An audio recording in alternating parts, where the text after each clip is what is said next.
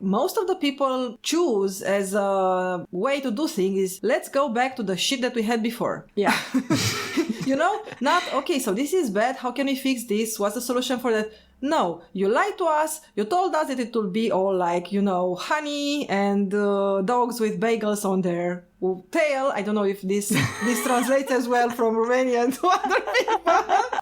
Francis Fukuyama's essay about the end of history and this idea that nobody needs to worry their silly little heads about, any of the underlying issues that are still there, because basically now all you can be is a franchisee to this liberal democratic model, and you just have to follow the sort of rules that the recipe has, and then you're going to be okay.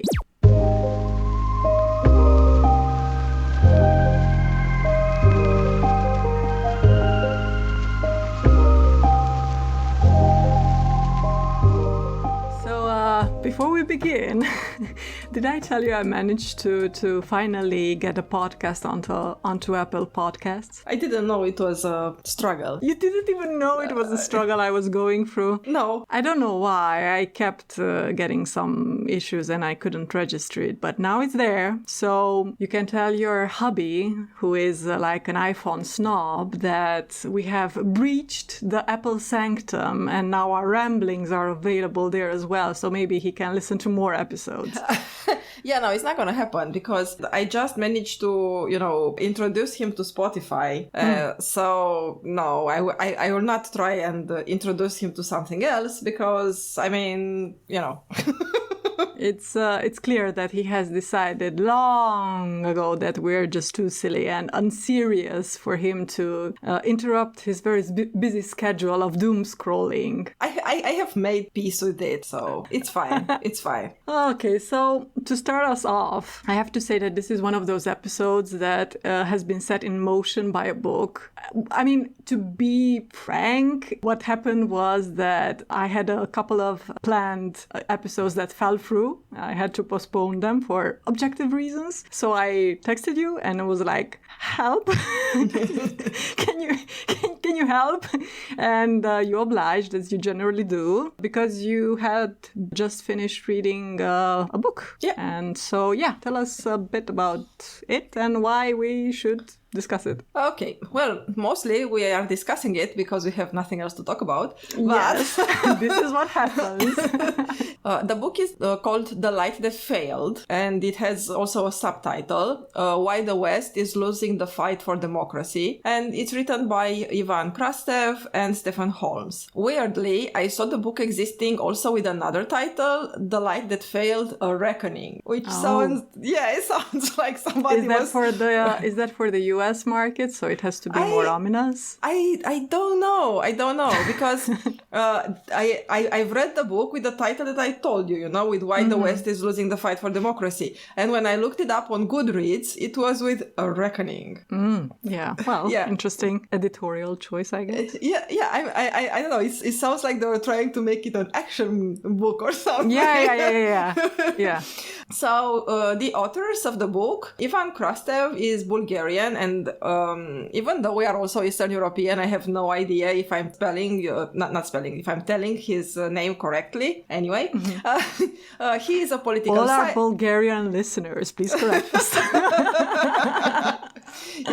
So he is a political scientist, and he has many titles. He has written many books and contributed to a lot of magazines and so on. And Stephen Holmes is a professor of law, and he researches the history of European liberalism and especially the problems with the economic liberalization, after the fall of communism in Eastern Europe. So this is the book. I would say the book started from a question, why is it looking like the West, meaning USA and Western European countries?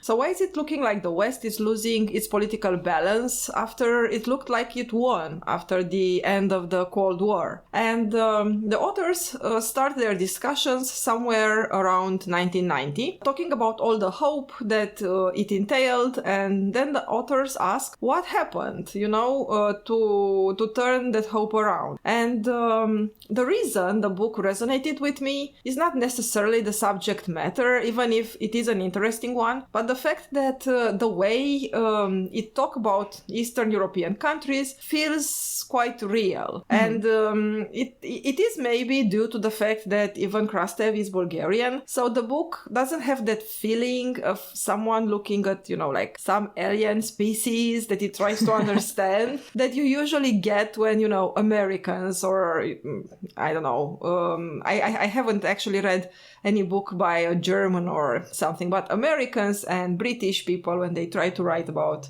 Eastern Europe, is like, oh, look here at the microscope. Can you see that? These weird little people who, for some reason, always like to squat and, I don't know, wear fake Adidas sportswear or something. Yeah. Yeah. It does feel like that sometimes. I understand that The Light That Failed, the title, is the name of a novel by Kipling, in which the main theme, apparently, is unrequited love. So my question is that because we didn't love liberalism back, or were the Eastern Europeans the unloved ones? Yeah, a lot of love and failure of love. Well, you are not much off track with your assumptions. So actually the authors, they give a reasoning for why they chose to basically hijack a title, because it's a good title, I mean. Yeah, so this is what they say. In 1890, Rudyard Kipling finished his first novel that was called The Light That Failed.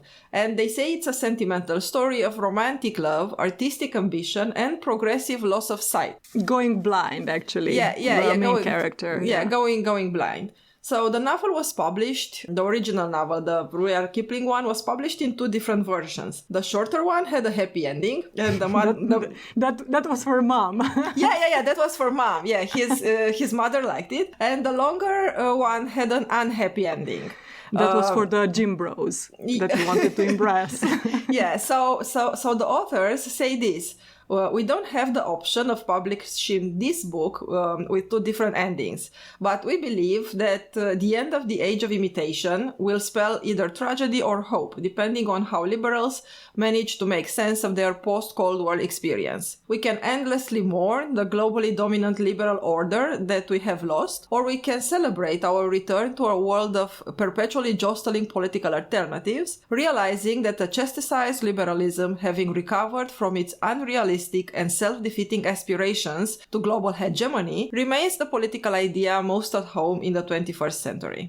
So this idea of the theory of imitation plays a major role in their argument, right? Yes. So how do they develop the idea in the book more precisely? So the authors are not saying, I mean, in the introduction where they start talking about this idea of imitation, they're not saying that their explanation is, the end-all, be-all of all explanations, but they use it more of a frame from which to look at things that I think is quite useful, especially, honestly, for non-Eastern Europeans, because a lot of people from what we call the West had been puzzled by some of the reactions coming from the former communist bloc, Russia included. And what the book says is that some problems that were from the beginning, that, of course, there were a lot of problems that existed prior to 1989. And you didn't start off tabula rasa after 1989, so yeah. Sure. So it wasn't like poof, we just appeared. So there were a lot of things there, and everything that was already there. By the way, not all of the underlying problems were generated by the former regime. There were historical, problems,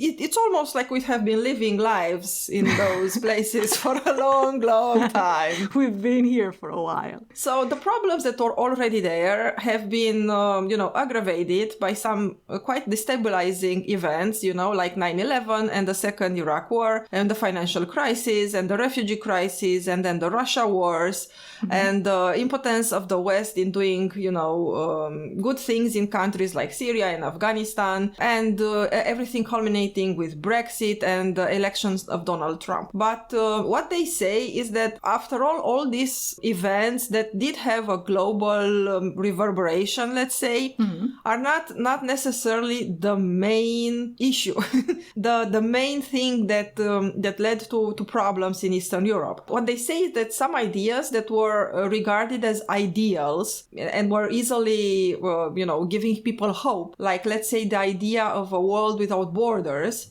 Well, all these events that happened on top of everything else made so that these ideals were not so well received anymore. Yeah, you mentioned the idea of a world without borders. That's particularly interesting because when it applied to population within the Eastern Bloc wanting to emigrate, it was, especially in the beginning in the 90s, but even today, many people still feel like if things don't pan out in my home country, well, I can just try my luck abroad. Yes, so it's still a hopeful element of the story, but also yes, by all means, Eastern Europeans as well as Western Europeans have freaked out about the immigration crises of the recent years. And Western Europe has freaked out post 1990. I mean, before we had the luck of brown people and black people being immigrants, the immigrants were the Eastern European. And the West was just as freaked out about us as they have been later on about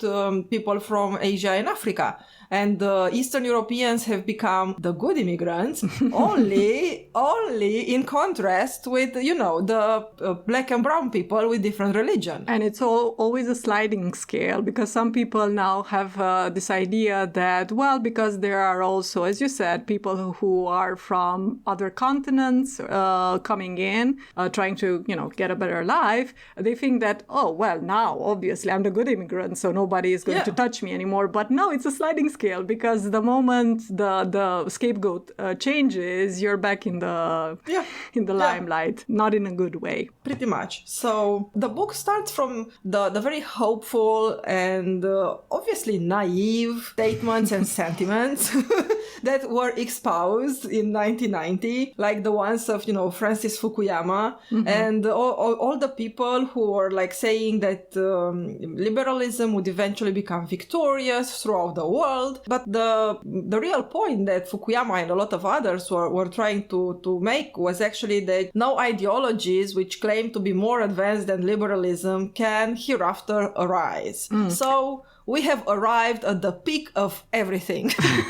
If I may interject, because this brings back memories for me, in the sense that I wrote my dissertation on how utopian thinking started really going out of fashion with the end of World War II, and it, as you said, culminated with Francis Fukuyama's essay about the end of history, being overly dramatic, and this idea that like nobody needs to worry their silly little heads about any of the underlying issues that are still there, because basically now all you can be is a franchisee, right, to this liberal democratic model, and you just have to follow the sort of rules that the recipe has, and then you're going to be okay. And even back then with the knowledge of a 20-something, I was like, this seems a bit like intellectual laziness. And but before people start rolling their eyes at the sound of utopian thinking, by that I don't mean the weird guy who just plays armchair god and imagines a society that is perfect in any way. I think we can agree that no one mind, as brilliant as it might be,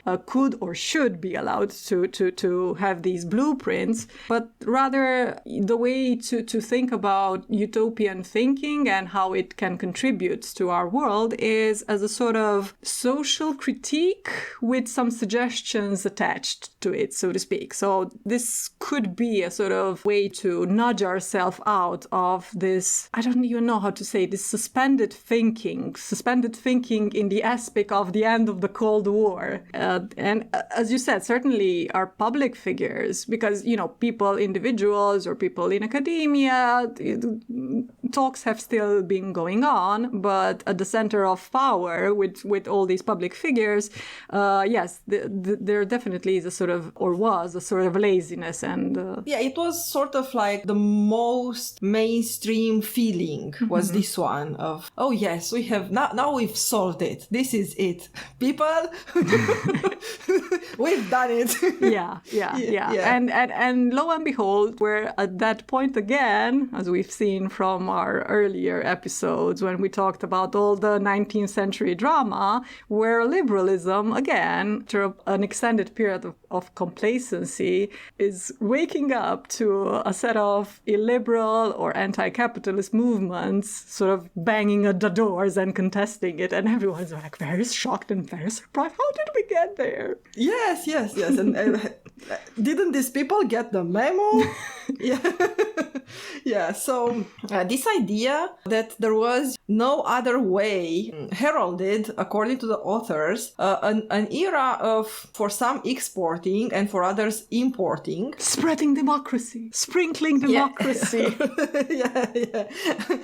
So an era of a certain political and socio-economical model. And the Western-dominated, unipolar order made liberalism seem unchallengeable in the realm of moral ideals. And after initially high hopes of exporting the West's political and economical model began to fade, however, revulsion of the politics of imitation gradually spread and a wave of anti-liberal sentiments appeared, as you said, banging at the door. This is a bit like, all those screenshots of like Tinder conversations or just, guys trying to pick up. Honestly, no, because I've never actually seen how Tinder looks. Okay, yeah. So anyway, like all those screenshots of guys trying out pickup lines on girls and being turned down and then going, well, you're a bitch anyway.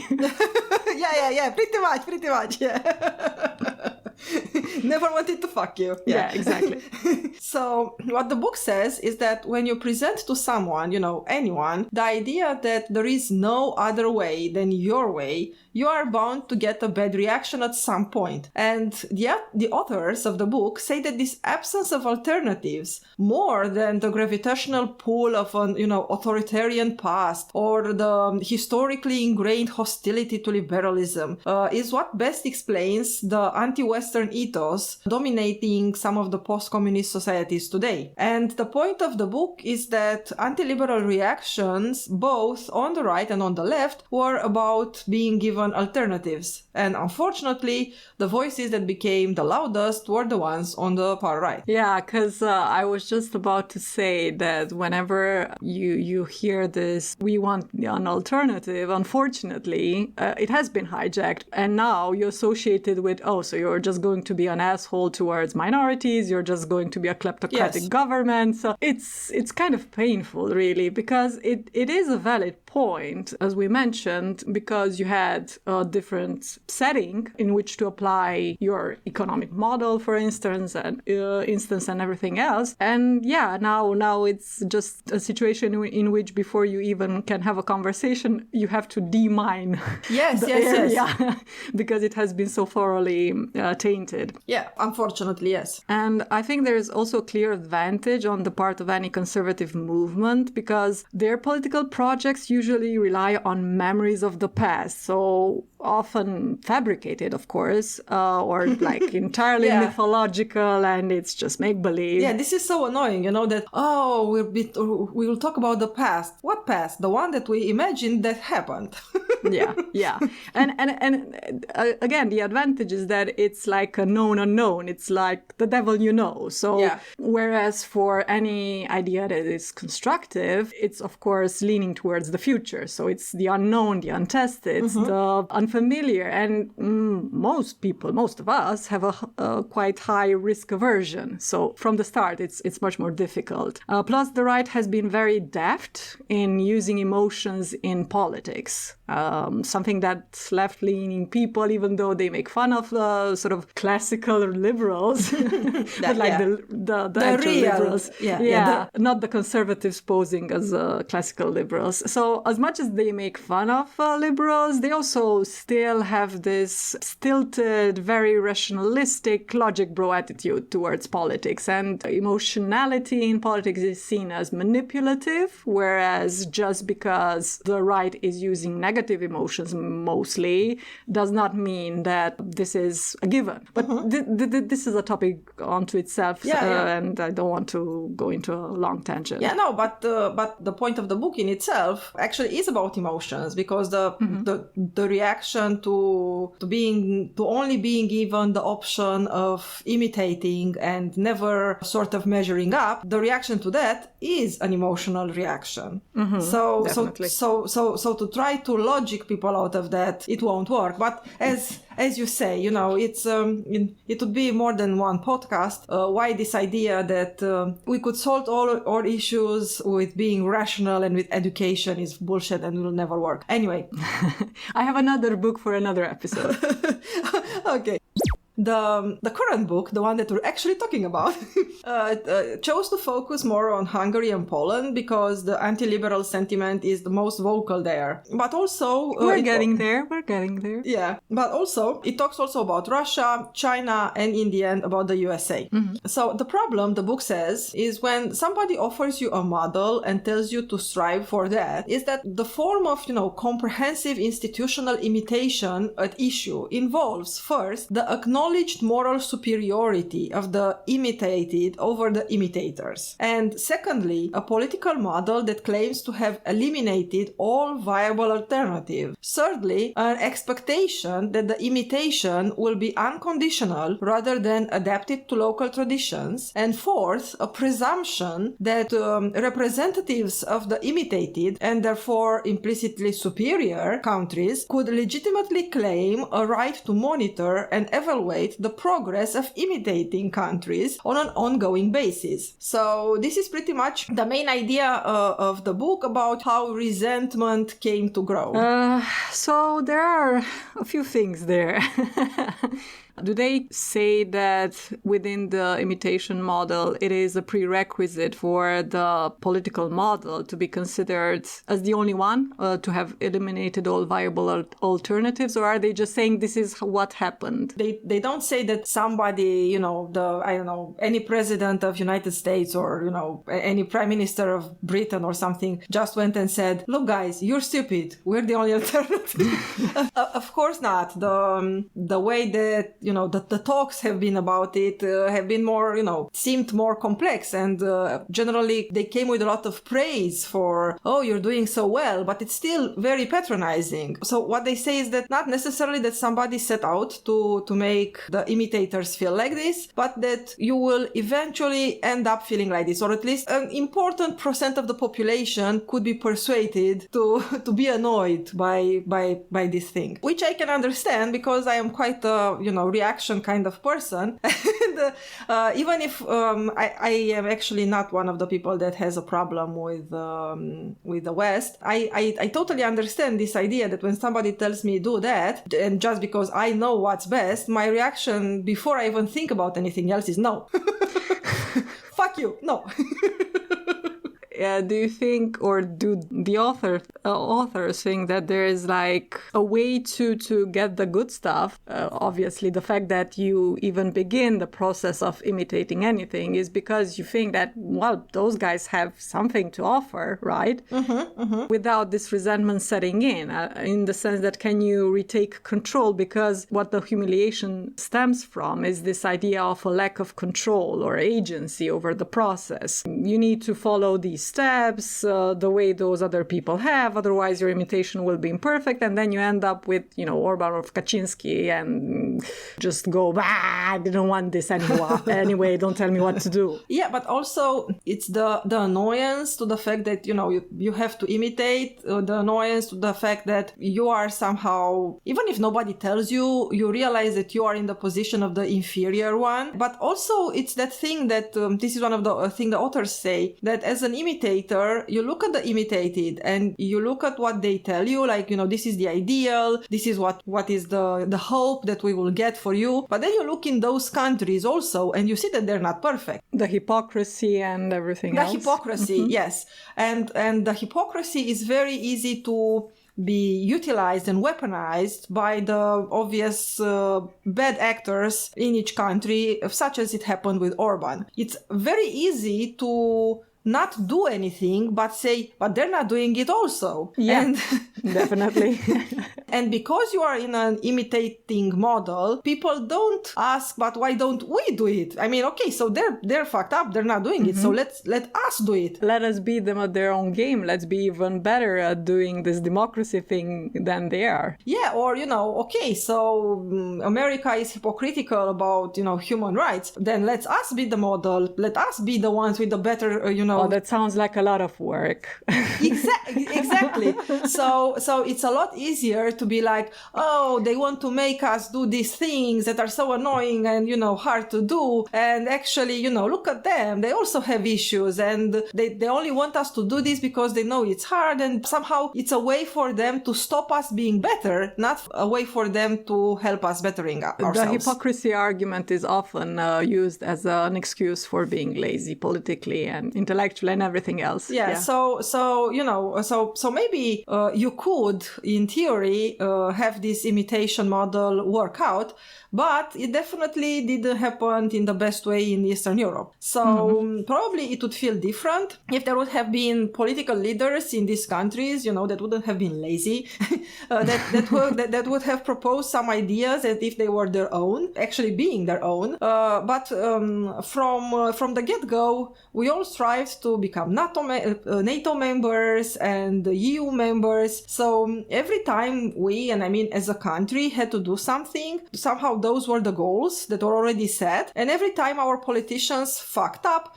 they could use this as an excuse about others made them do it. They had to do this because we had to get to NATO, have to get to EU. So the book does not discuss, successful imitators. What it does in the end is talk about how even the imitated ends up being subjective to bad outcomes that derive from being the proponents of these ideals, which I thought it was quite interesting. I know this is anecdotal, but I remember having discussions with my father about these sort of things, like, our ambition to be EU members and then NATO members and so on, and how I was trying to tell my dad that the real problem, I think, is that was the project. So as much as the Romanian political elite, even the intellectual elite, could think about it, it was let's just join these clubs and then it's going to be smooth sailing, or we're going to figure it out afterwards, right? That's what they told us. And then since then, we basically had no discussion about what exactly we want to do now that we are an EU member. And let me tell you, Romania is not exactly a small country, so we could have a pretty decent voice if we had any idea what we want to do with that voice. We could have had a voice if we had a voice. Exactly. So I was trying to explain this to my dad, that you can be angry at, how self-serving some of the, the big boys in the EU club are, of course, the ones who already know that, well, these are the interests of our countries and we certainly have a voice and we want to make clear our priorities. But you should be more angry at your guys because they're not saying anything really, because they have no idea, or they're just too busy doing whatever short-sighted thing that will fill their pockets. They're too busy with their own grift. On this topic, I would add that as much as we can blame the whole lack of political vision that Western politicians have demonstrated since even before the fall of the Iron Curtain, the whole less is more in terms of governing, and just give the individual all the freedom in the world and things will be fine. So as much as you can point to that as a major pain point, I think it would be important to also emphasize or re-emphasize the utter failure of local elites in Eastern European countries to deliver. Absolutely. What do we mean by this? Well, we talked about how this process of imitation was so limiting in the ability to adapt the model to different local conditions, but I think there was also a lack of willingness of our leaders to actually unpack a working model and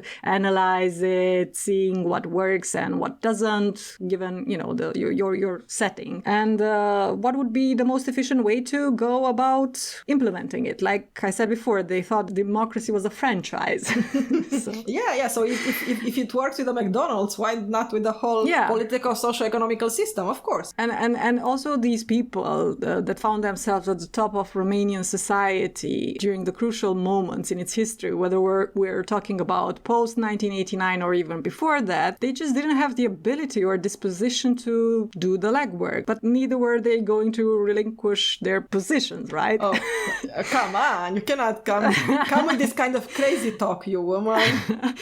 I think I might have referenced this scene before, but there is a documentary film called Capitalism, Our Secret Recipe that came out somewhere around 2011. And it had interviews with some of the big names in Romanian politics and business since 1989. And most of them were either members of or people with strong connections to the former communist apparatchiks. And at least half of those, because it was mostly about the first 10 years after 1999. And about half of the people there are now in prison. So... And one of them, when asked about how people like him ended up on top during the transition to a free market economy, just spells it out. He says, we were already in a top position in the old system. We saw what was coming. We knew more about the free market than anyone else in the general public. So we kept our positions or even grew our power because we were like, everyone is going to be dazed and confused, at least for a couple of years until they get a hang of what this newfangled thing is. And in the meantime, we can just, seize many assets and then build from there. Yeah. And they certainly did. Yes. And this is definitely how also the resentment got started. And unfortunately, the resentment for the general public is not necessarily a very nuanced thing, No. What am I exactly so angry about? It's like a general being angry and just seeing like, well, this didn't work. And weirdly enough, this is something I never quite understood, but I've seen it play out with people in front of me many, many times. We got out of a bad situation. We ended up in another situation that maybe, well, it's definitely a bit better, but it's not wonderful and it's not utopic and it's not ideal. And it needs a lot of work. And definitely some people are in a better position than others. And what most of the people choose as a way to do things is, let's go back to the shit that we had before. Yeah. Not, okay, so this is bad. How can we fix this? What's the solution for that? No, you lied to us. You told us that it will be all like, honey and dogs with bagels on their tail. I don't know if this translates as well from Romanian to other people, but this is a Romanian saying. So, okay, where are the bagels on my dog's tail? They're not. Where my bagel at? Where my bagel at, So it's not that, it's not perfect, then fuck it. I want to go back to communism and dictatorship. Fuck that shit. Yeah. What the sad thing is that it's not even that, okay, I want to go back to the template of, what the communist system was supposed to be and see what didn't work and what was horrible in the previous system and undo that and then try again. No, they're just like, I don't know, give me zombie Ceausescu. Pretty much, yes.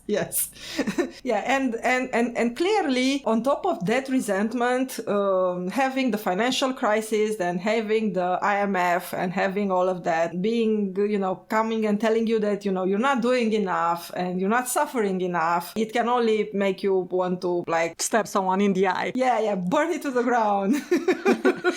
And actually, now that you mentioned the IMF, yeah, I wanted to address another thing I heard, and I think there's something to that argument about Western chauvinism that says something like, well, it's just something wrong with you, obviously, either with you as a general population or with your leadership, either way. But then again, you elect your leadership, so ultimately, because it's true that even though we wanted or we retroactively expected our leaders to find a good way to implement these reforms and to adapt things to local conditions, it's true that there are some restrictions. You don't just get free rein to do what you want, whether that's like the conditions for getting an IMF loan, yeah, or pressures from outside. Yeah, that's a thing. That's true. But again, it's not like our people tried. No. And this is a problem. This is a problem in terms of we should be directing our anger in many places proportional to what power the different people, different actors have, I think. Yeah, absolutely. Only it's not about what we think. It's about what people with political ambitions, what emotions they manage to create, and what emotions they manage to best sell to the majority of the voting public. And what they managed to sell was resentment, because it's because it's easier. So a good part of the book, it's about, the fact that some people from the East and from the West have been quite naive and wildly hopeful, and how the people in the West behaved as if the world suddenly began in 1989. And others, just as weird, saw that the world ended. Not in the best sense, but in the sense that we have arrived to the how it will always be, but in a very childish way, and somehow presume that by virtue of magic, everything will be fixed. So, but do the authors actually say that this is due to naivete? No, they don't say that. At least not about the political leaders, but definitely about some of the, let's say, talking heads, the philosophers, and I don't know, the Joe Rogans of the day.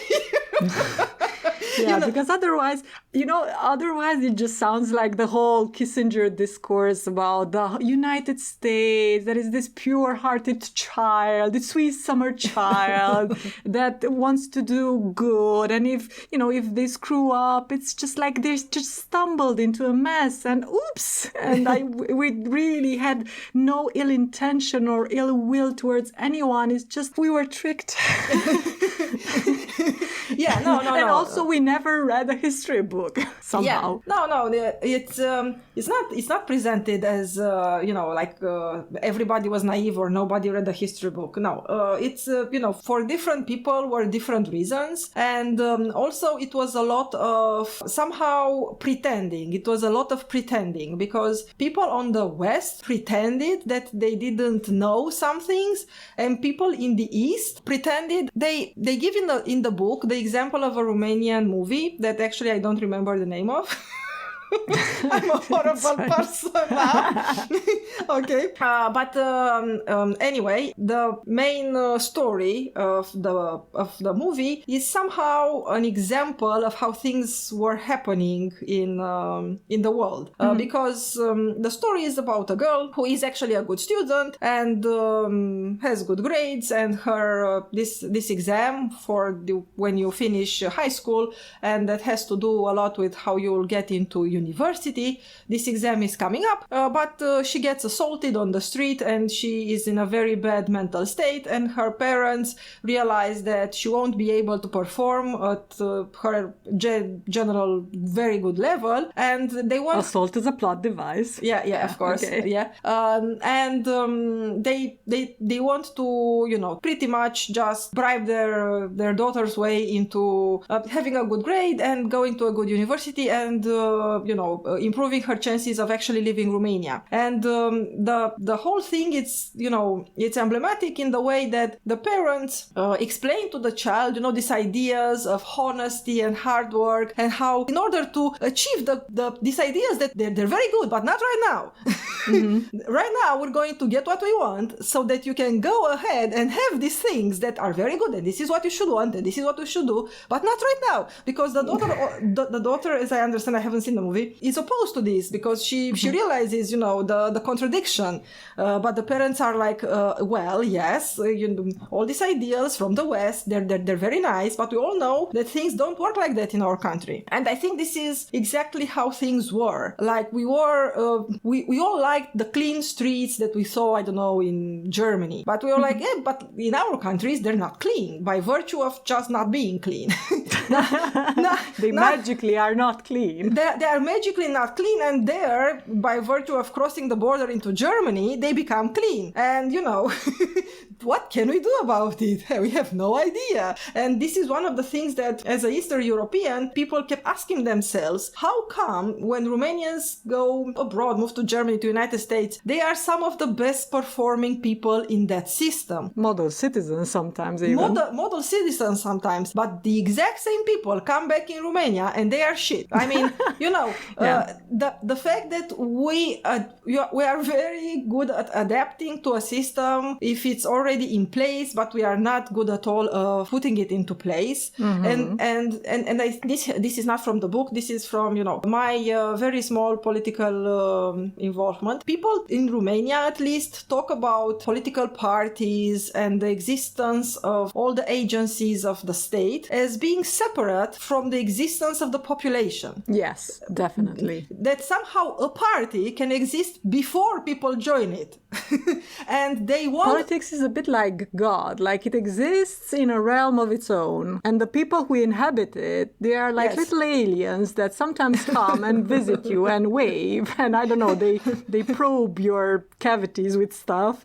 But other than that, there's no contact. And I've noticed that time and time again when I was, the member of a political party, and I was trying to get the people in my village to join the party. And I was like, it's a very new party. It can be whatever we make it. And especially, the branch that we have here. Because what was true about the party was that we didn't have things being imposed upon local branches from up top. So, and this was, one of the biggest villages in Romania because we have about 55,000 people. And we had less than 20 members. And none of the parties had more than 50 members. And people were like, yes, but I will join it when the party will be like that and like that and like that. Like, it will become if you come and somebody comes and do something. It might sound also very simplistic, but I think people only want to join something that it's cool and ready-made. I want to be able to brag about being a member there,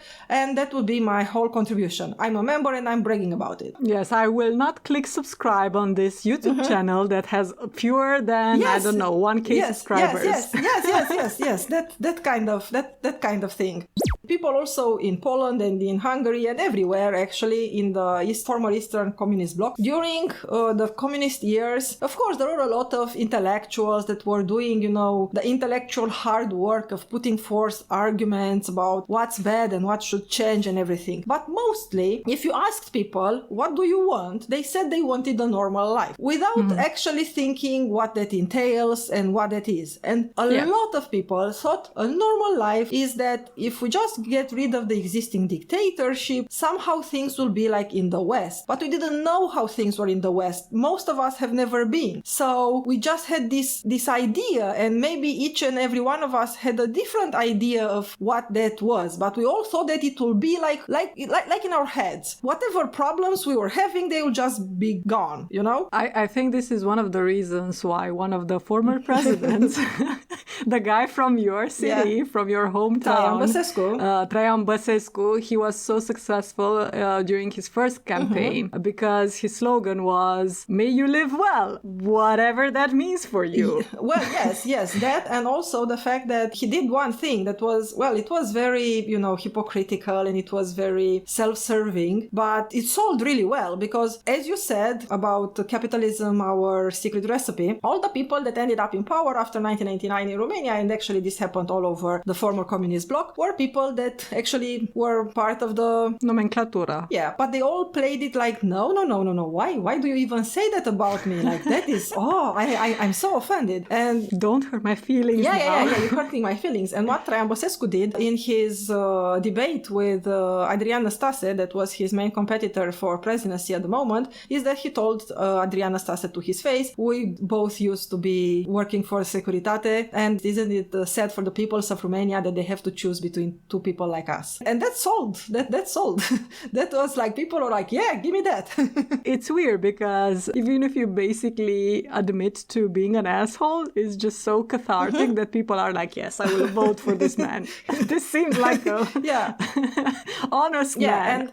And what the book says about a lot about Eastern Europe is that this revolution of we want a normal life was not very well strategized. And the moment that the barrier for the normal life that was imposed in a way of dictatorship disappeared, people didn't have a plan. And the West, even if they offered a model, but they weren't hands-on in seeing that the privatization and all those things happen in a not grifty kind of way. I mean, I think maybe the fact that the model was coming undone in Western countries as well might have played a role, because the industrialization and asset stripping and privatization of formerly public services and things like that were also happening. Yes. The fact that 1989 happened after Reagan era and Thatcher era happened probably was not the best.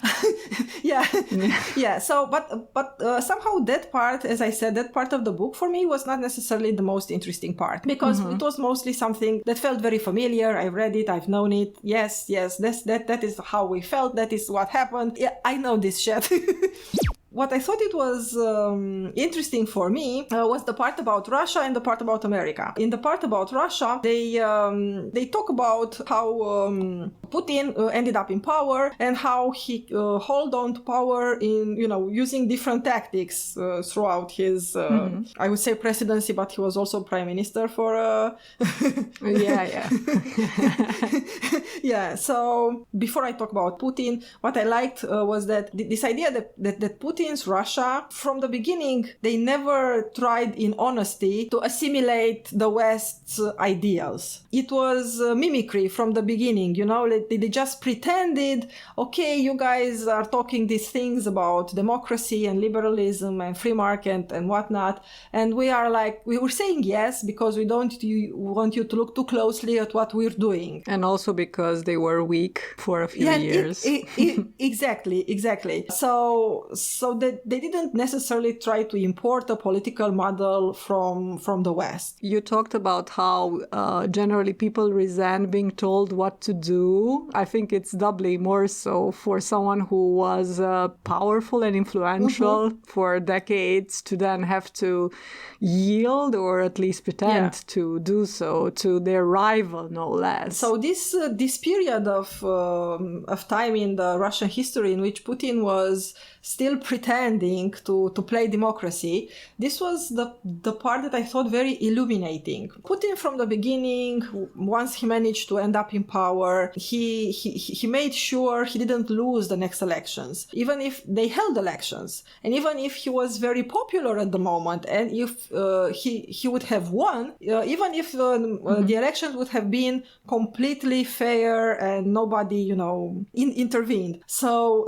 the question was like, why do it? Because people knew he was somehow doing it, but at the same time they also knew that he would win. What they say is that Putin used the idea of simulating democracy just so that he can prove to people his power.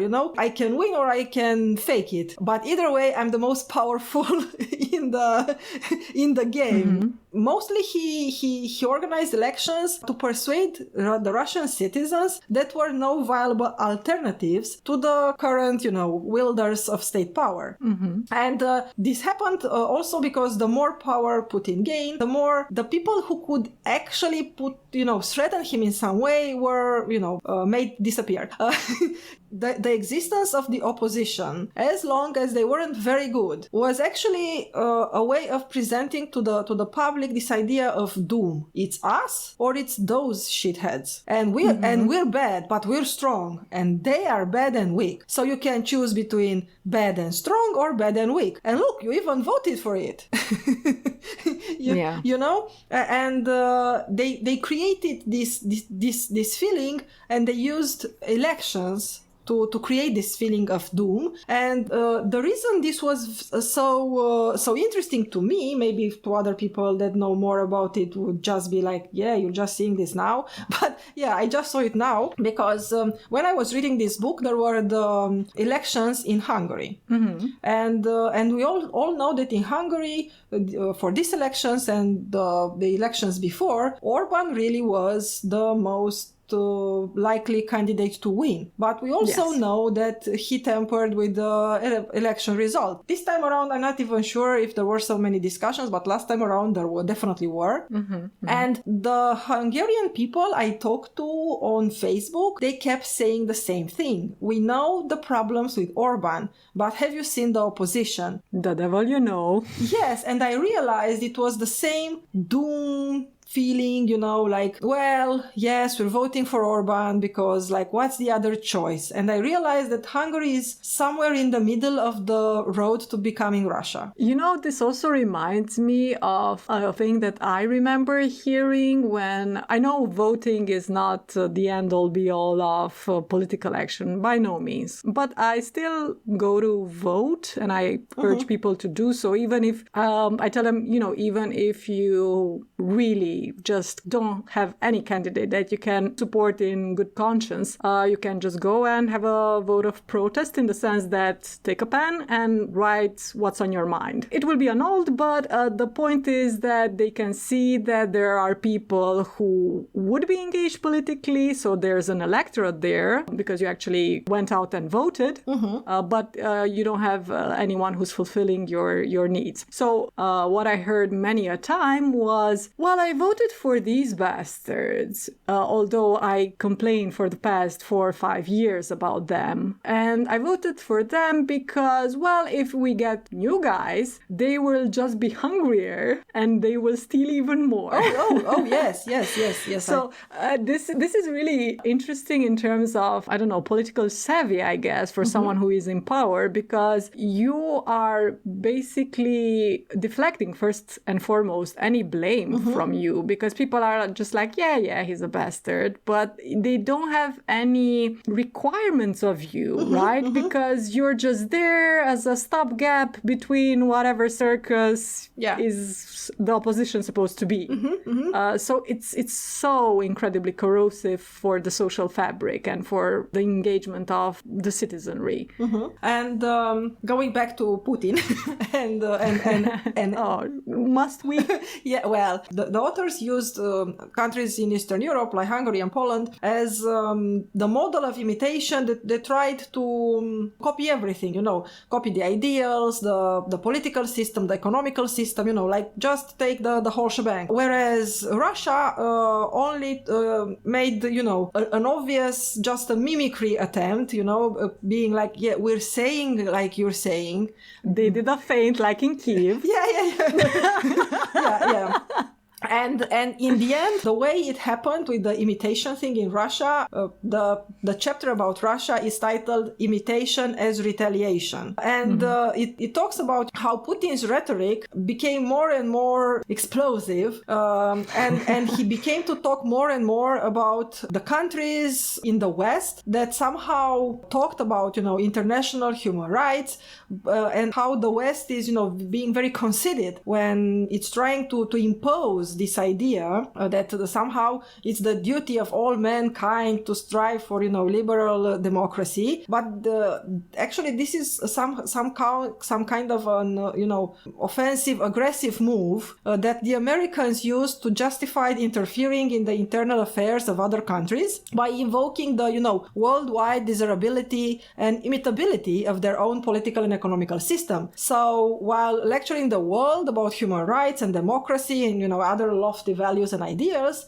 the Western leaders, and Putin mostly means USA, were all the while pursuing their own countries, selfish geopolitical interests. And such a shameless resort to double standard became one of the Putin's obsessions. So he became obsessed with the fact that the West has these values, and actually they use this idea of values that somehow people like, but they're not serious about it. This is just what they use in order order to invade and do, their imperialism. So this obsession that Putin developed was only matched by his resentment at the lack of respect, which he believed Russia is entitled to from the West. Russia, and by Russia, he means himself. I mean, yes. Yeah, yes. So this is the thing with Putin, who became somehow very entangled with this idea of nobody's really serious about this human rights thing. Like, he genuinely doesn't believe it. And this was very interesting when it met with Donald Trump. It certainly was a combo. Centrally was a match made in heaven. When Harry met Sally, when Putin met Donald, when Putin met Donald Trump, actually two people who were as cynical as the other one.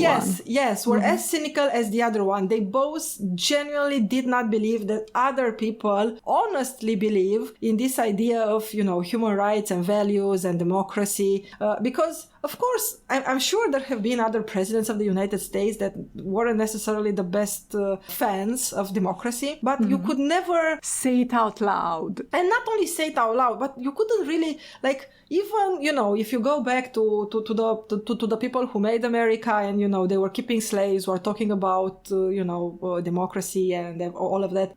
Besides their, obvious hypocrisy, you can see that they wanted, somehow they would have liked themselves to be the men they thought they were, Yeah. But with Donald Trump and with Putin, they are shit and they are proud of it.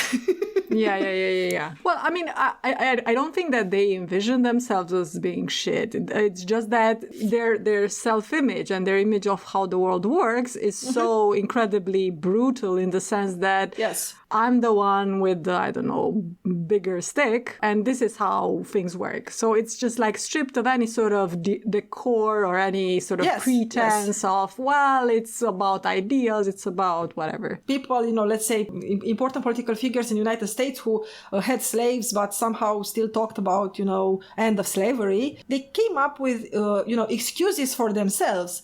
But they genuinely wanted the idea to catch, to take root in the population, even if not necessarily for themselves at that time. We want the good things, but not now. yeah, exactly.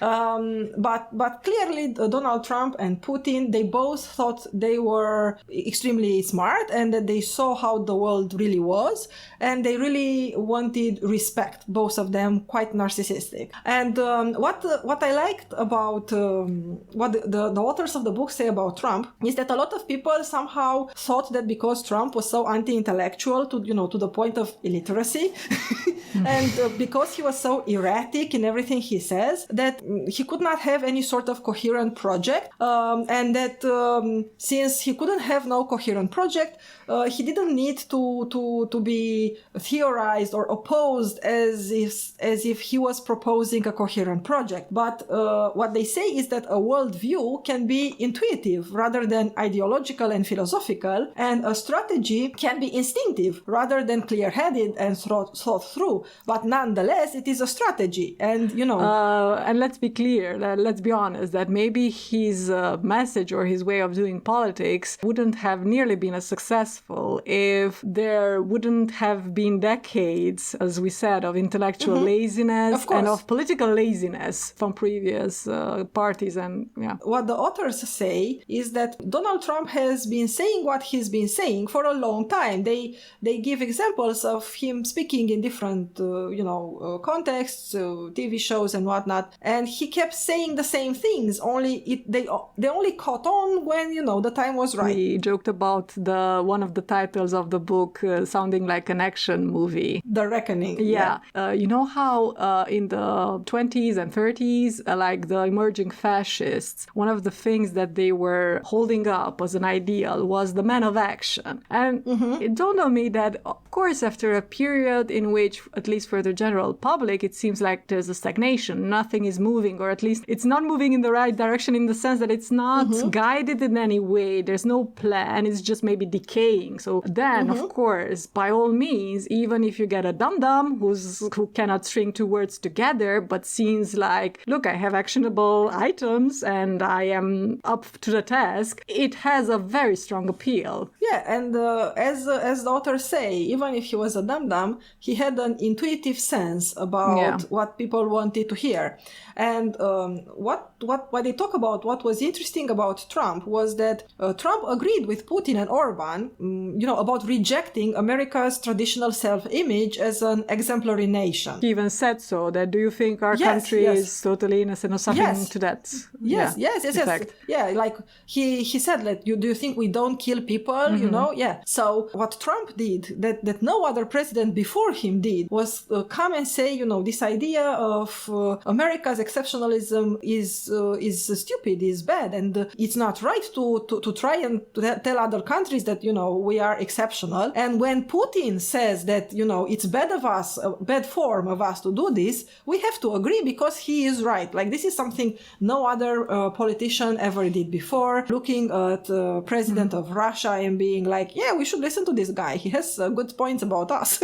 So what Trump did represented more than just a moment. It was a switch in the way that America saw and defined itself and its historical role and political role in the world. At the same time, Trump's slogan was America first. But Trump's boasting about putting America first was not inconsistent with his repudiation of American exceptionalism, because America first for him meant caring nothing for the welfare of the people in America or the people of other countries, and only angling to get your own and best the other countries in international trade negotiations. The sad conclusion is that both liberals and all the illiberal leaders of the world basically are trying to find ways of twisting their logic and find excuses for being lazy, for not doing things that the people actually want them to do. Pretty much. So Trump not only opposed all proselytizing for democracy and human rights, but he consistently disregarded the boundary between countries that respect and countries that violate human rights and democratic norms. Like he pretended that, they're pretty much sort of the same. And he insisted that America has no mission and is nobody's model. And human history has no end in the sense of moral purpose or goal. And in order to somehow be consistent, weirdly, he dropped out of a lot of international agreements, his spending in NATO and so on. Yeah. Trump wanted the rest of the world to know that America not only was and is, but also saw itself as being just as unprincipled as any other country. And basically this was the difference, because up until Trump, people were like, yeah, but America, talks this big talk, but when you look at what they do, things don't add up. And other presidents like Clinton and Obama, with all their faults, they said, yeah, okay, that's true, but we will strive to be better. We will strive to be, this ideal that we put out in the world. And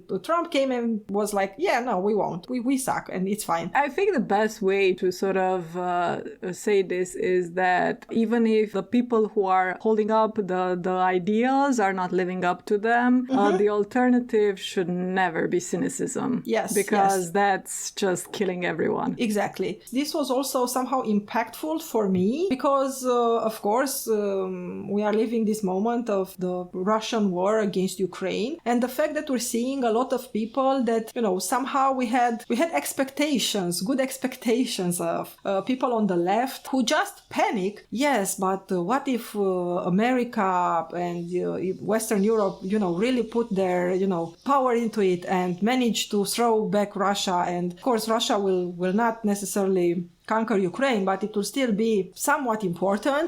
But by managing to somehow defeating Russia, Poland will rise up as a power because it was very involved in this thing, and it will be a new pole of power, and the Poles will be a new pole of power. Yeah, exactly. And somehow Hungary will get over the fact that right now wants to be buddy-buddy with Russia, and they will just be like, oh, okay, so you are also illiberal and anti-democratic and anti-human rights like us, so we'll be friends. And there will be this new pole of anti-democratic liberal power in Eastern Europe. And instead of being like, okay, let's see how we can offer things that are good and that are more attractive than this idea. That sounds like a lot of work again, Irina. Yeah.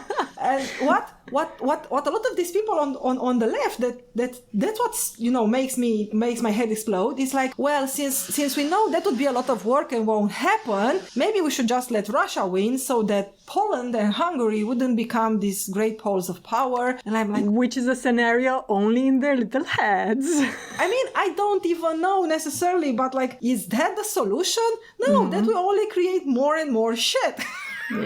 Yeah, so I think we can end this discussion with the fact that, I'm sorry, but doing more work and being more creative and coming up with more solutions and never giving up on ideals is the more acceptable option always. Yeah. And fuck realpolitik. Yes. Morals and ideals matter, and in the end, have quite a strong impact on what actually happens in real life.